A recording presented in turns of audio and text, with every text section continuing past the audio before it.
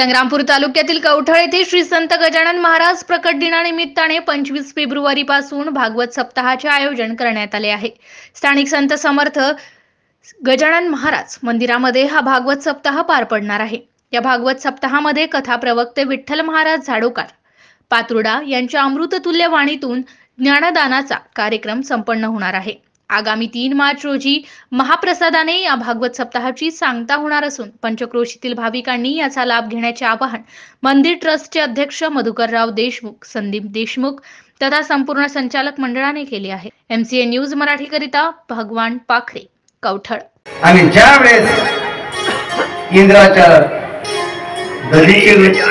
इंद्राने सांगितलं की महाराज रुद्रासारखा महाभयंकर हा राक्षस आम्हाला मारायचा आहे आणि तुमच्या जर आम्ही हड्ड्या नेऊ शकलो नाही हा रुद्रासूर मरणार नाही।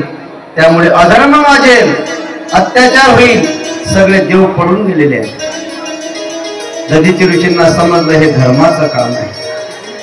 त्यांनी लगेच सुरभी नावाची गाय बोलावली आणि त्या सुरभी नावाच्या गायीनं दधीची ऋषीला चाटायला सुरुवात केली। गायीनं जो चाटणं सुरू केला, चाटता संपूर्ण मांस, रक्त, मज्जा सर्व गायीनं चाटून टाकलं आणि आता फक्त महाराजांचा सापळाच राहिला।